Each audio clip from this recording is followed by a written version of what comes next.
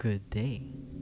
You're listening to QHS, a podcast to make the mundane queer, the trivial consequential, and the worldly supernatural. There are dreams in stories, as much as there are stories in dreams. Good dreams often manifest as feel good, light-hearted stories. But what happens when the story turns dark? When the thin veil of fiction unravels to reveal the fear in our hearts? Will we find and save ourselves, or will we misplace and lose ourselves? Please welcome a story by Daphne titled Search and Rescue. I am a retired firefighter in Sedona, Arizona, and I am part of a search and rescue unit. I did it because my daughter had gone missing and was never found. I have horrible stories about missing people after a house fire, people going missing in the woods late at night. But this story is much more disturbing, downright scary and unexplainable. It was the 4th of July and we got the usual calls about fireworks causing fires and some grills combusting. After a grueling night, we finally decided to let the next crew take over, as we had been working for 4 days straight. It was the last day, but before we could leave, we received a call at 6:23 a.m. The next crew started at 7 a.m. My crewmate responded, "Leave it. The next crew's gonna be here any minute now." I replied, "Every call's an emergency. Are you crazy? We're first responders, so we stay until this is resolved." I picked up the call and was met with a distressed voice from a woman. "My baby! My baby! Please! Please! She's missing! She was just in bed, I swear! I locked all the doors. Please! Please come over!" I replied, Ma'am, I need to know your address." The woman interrupted me and answered, 4725 Oak Creek Ridge. Please, hurry!" We headed out and arrived at around 6:51 a.m., greeted by a woman running outside with no slippers on. She looked exhausted. "Oh, thank God! Please help! I've been searching for hours. My baby, she's not in bed. I put her to bed. I know it. She's just not there anymore." "Ma'am, I understand your distress, but we need a description of your daughter and some places she might be fond of, and we'll get to looking." "Oh, her name's Maddie. She's 10 years old. It's brown hair, brown eyes, around 5 feet tall, and she had a blue t-shirt on with a white daisy on the front, and pink pajamas. Yes, yes, she likes to go to the creek near the woods, but not at this hour, or the skate park nearby. But I already looked over those places. She's not there.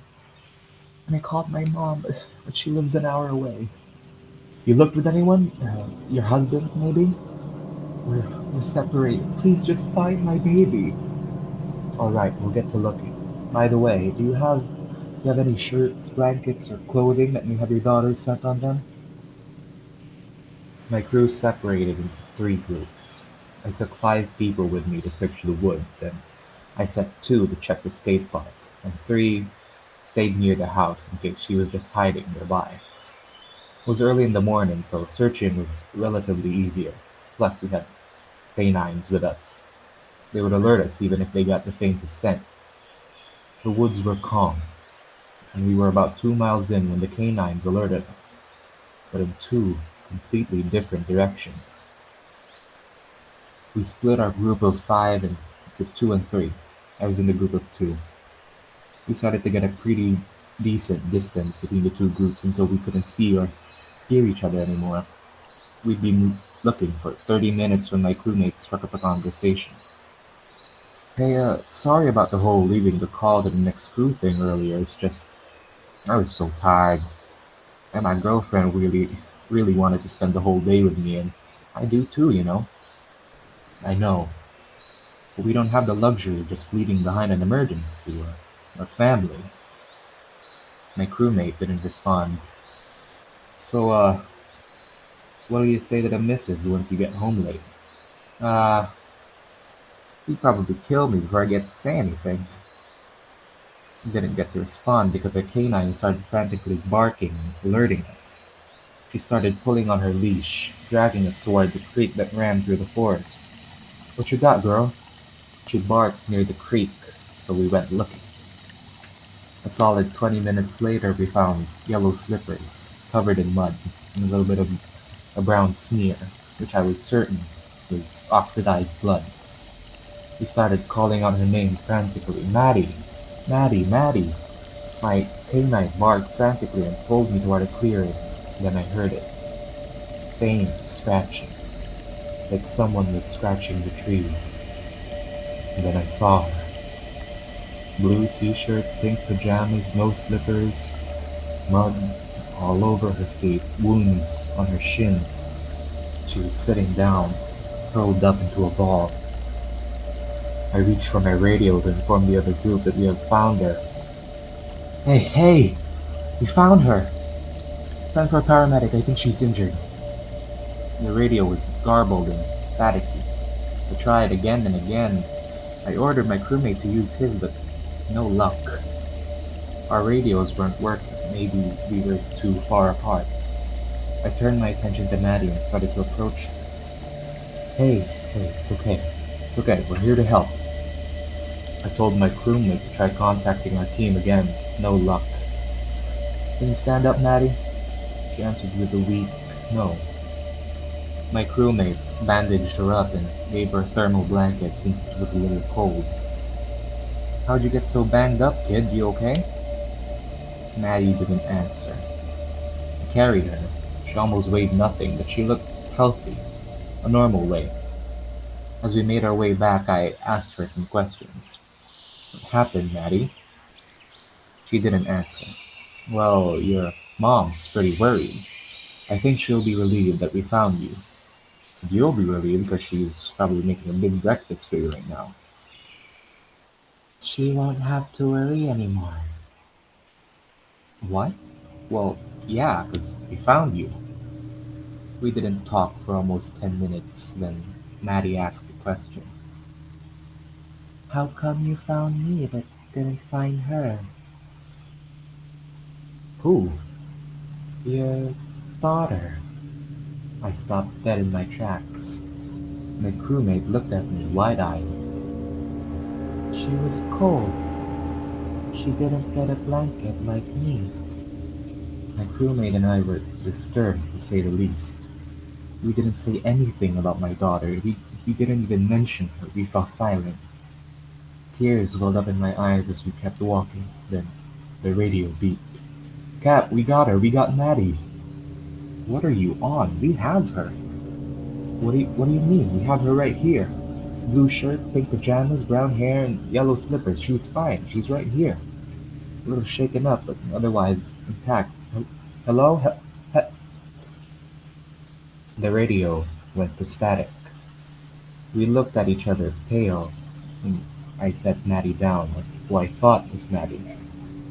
Hey, kid, you got a twin or something? I bet your mom just got confused and forgot you have two girls. Maddie looked sad and worried. I looked her in the eyes and held her shoulders. But that's not me. It pulled me here. I grabbed the trees, but it pulled me so hard. It's not me. I'm still alive. She pushed me away and ran into the woods. I ran after her. Maddie! Maddie! Maddie! The woods looked like they were closing in on me. She ran into thick brush but disappeared from sight. I got stuck in some branches and reached the creek. It was a dead end, but I swear she ran this way. And I heard my team call out, Cap! Cap, we got her! She's right here! And lo and behold, there was Maddie. No wounds, blue shirt with a daisy on the front, yellow slippers not covered in mud or blood. I was petrified. Who had I been carrying on my back? Was this girl in front of me unscathed? My crewmate and I stayed quiet, baffled. Who or what have you been talking to? We returned Maddie home, but I swear we had been talking to Maddie. Years passed and Now I'm in rehab for my alcohol addiction. My guru still visits me and leaves me gifts, but I feel empty and guilty, and I don't know if I'll get better. My main thought about the story, my main piece, okay? It reminded me a lot about like plot twist, plot twist genres in like many stories, and how well I think that genre entirely like revolutionized just the story writing fandom. No, like story writing in general. Like, you know what I mean? But then more more modernized takes on that genre came to life when modern times came also, which is like the double plot twist, or like the plot twist, the meta plot twist and stuff like that. I think that this story is like a plot twist kind of thing, a double twist. In the first read that I did for Daphne's story, well, it kind of reminded me first of the concept of like alternates. Y'all know alternates, right? It was like popularized in like the Mandela catalog, and like that series just boosted the genre altogether on YouTube. But we're not talking about that. So screw that. Alternates, skinwalkers, or like they're creatures that take the form of people that you know, or like people that you trust so that they can get to you and kill you, probably, most definitely. Um, I think since the story is up for interpretation, there's like many different things to consider.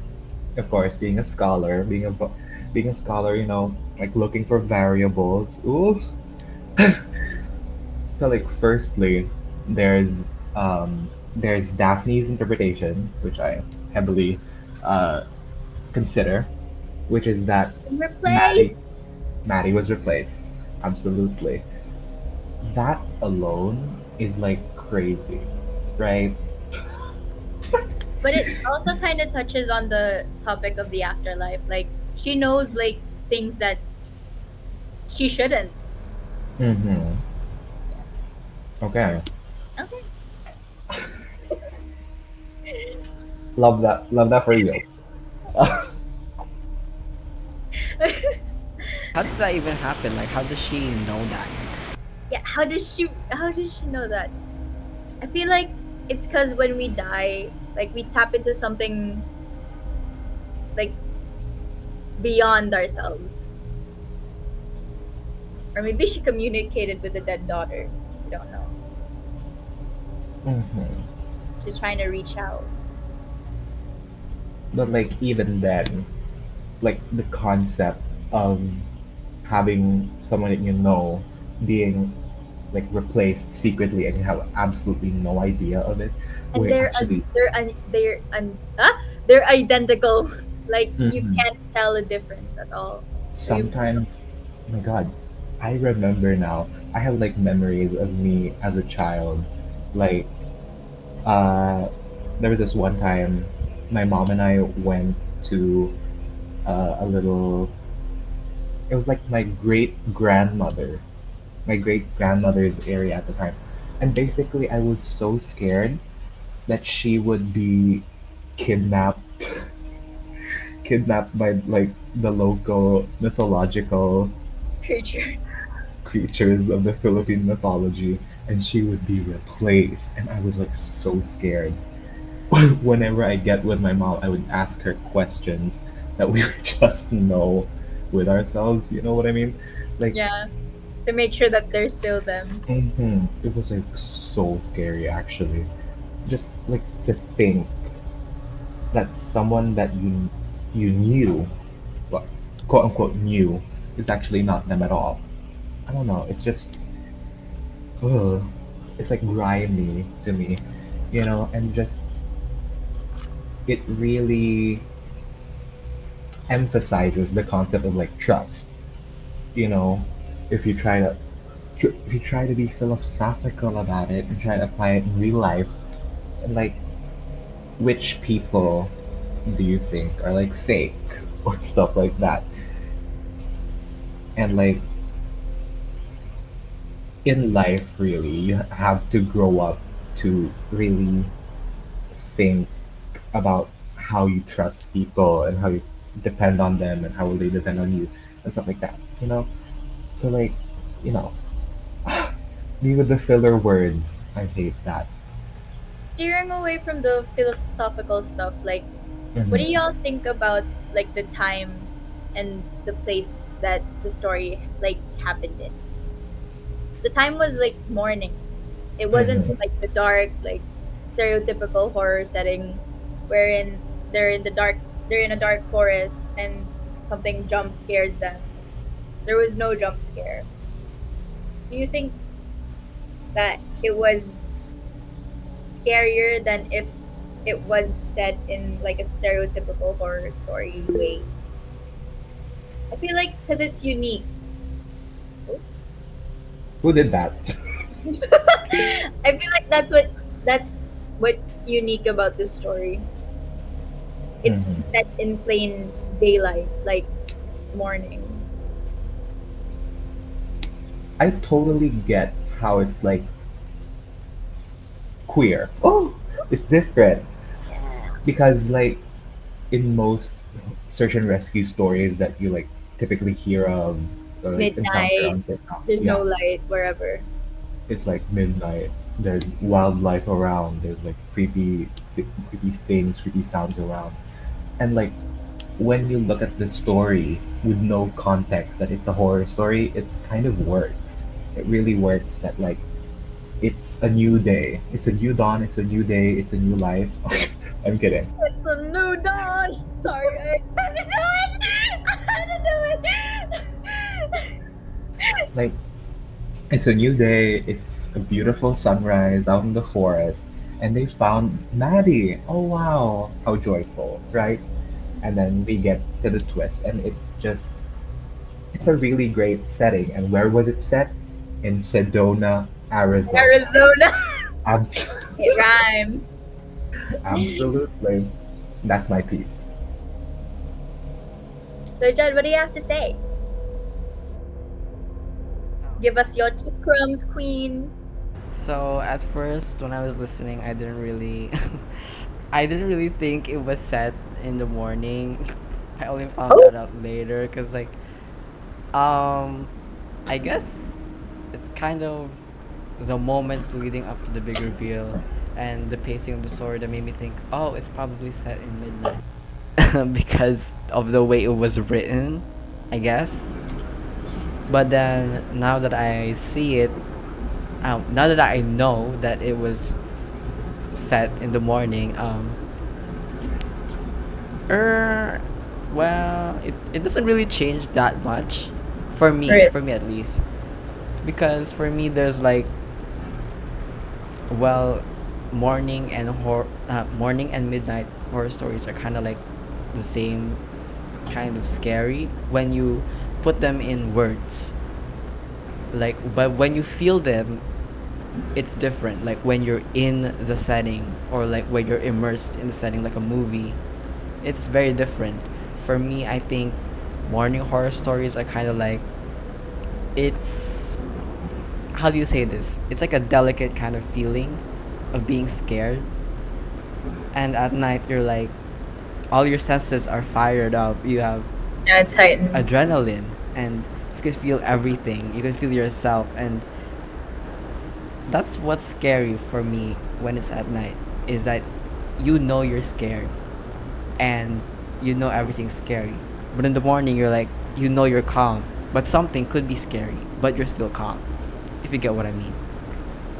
So I like that. I like that about the story. I think that the story also like emphasizes that you're not safe in the daylight. Things could still happen if the sun's out, even if it is out. Like, I imagine that everything bad that happens, it happens in the darkness. But what if it didn't? Which is the reality of things. things still happen in the middle of the day, whether we like it or not. So what do you think about that, Zion?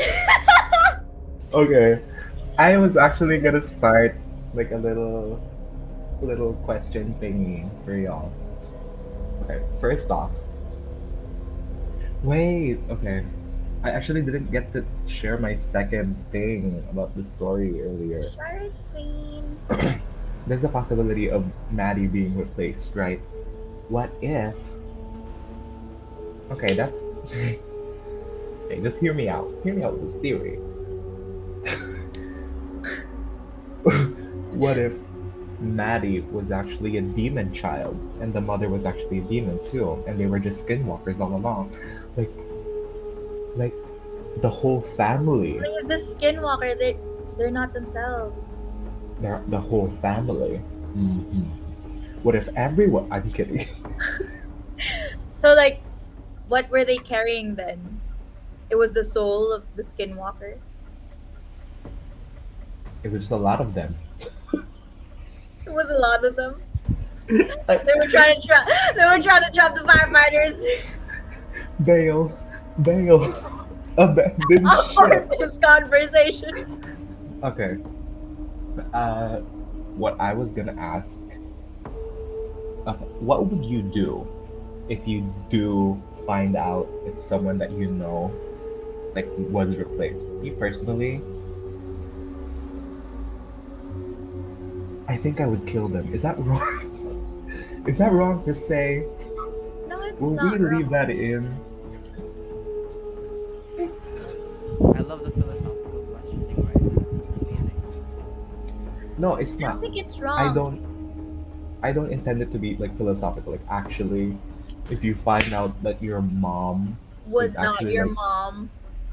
no, not like you're adopted and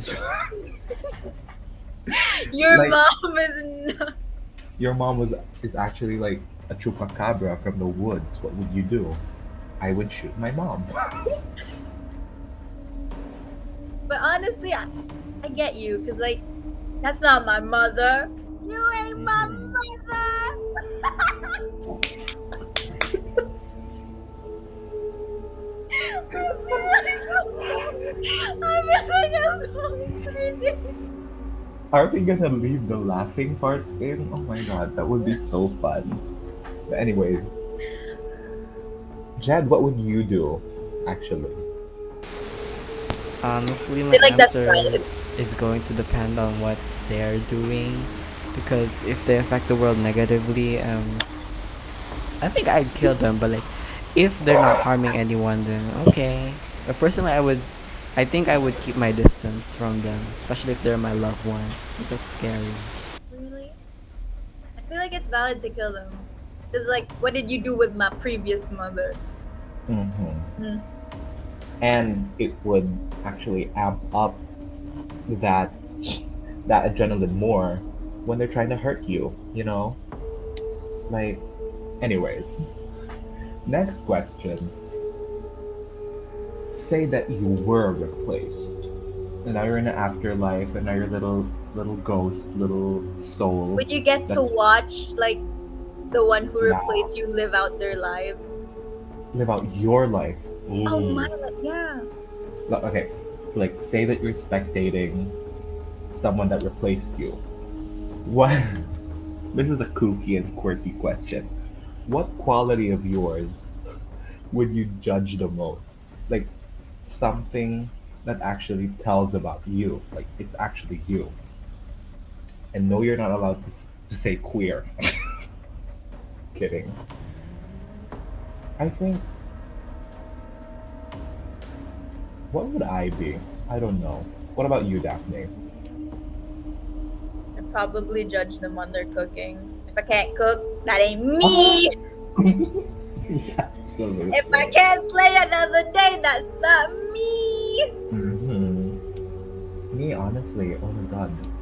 Not to toot my own horn, but like, if I'm not smart, hmm, if I'm not talking all the time, if I'm not smart, if I'm not, if I'm not thinking, I would curse them to hell. I'd judge them if they didn't cringe at themselves. Mm-hmm. Mm-hmm. Wait, next question. If you were the rescuer, like how would you deal with what you've just witnessed and what you've just gone through? Because the character that was in the story, they turned to alcoholism to like deal with the trauma. And they had previous trauma. Do you think that your previous trauma attracts more trauma? That's the question. Okay. Does your previous trauma just attract more trauma? Does it add up? Does it have a cooldown? What? I think that if you don't like responsibly and mindfully deal with your own trauma, like resolve it, I think it would attract more trauma. And by the way, you did ask two questions. What would I I do did. if I was a rescuer? Yeah, what would you do? Are we allowed to say I would shoot myself? I would shoot Maddie. Well, I will You're shoot not that. Maddie, bang! You can't do that. You're gonna face life in prison. Oh my god. um,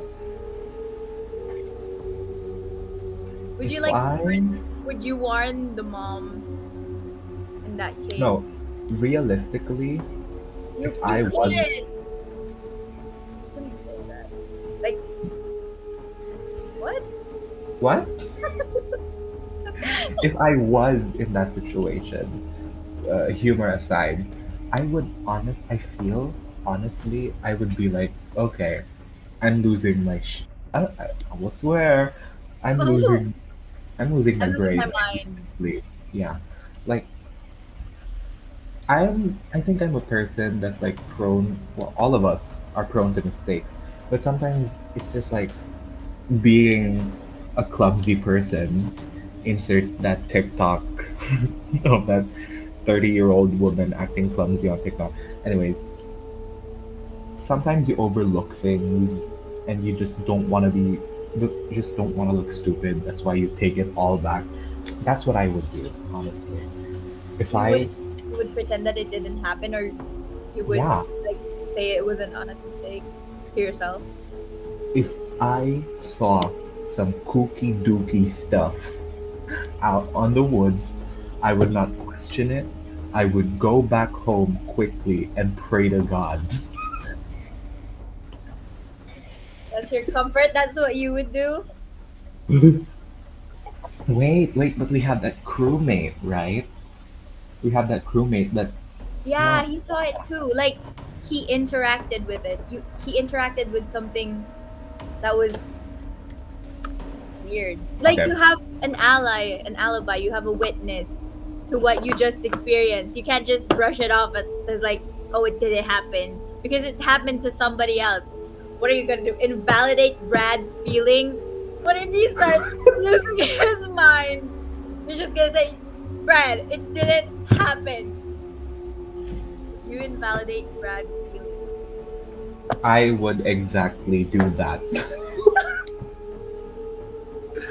I would shut him up, honestly. I Brad, would be like, what are you saying, Brad?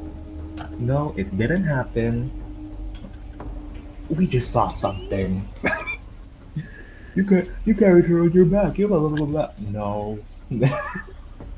Yeah, but No, we honestly, I didn't. think realistically, people would pretend it didn't happen.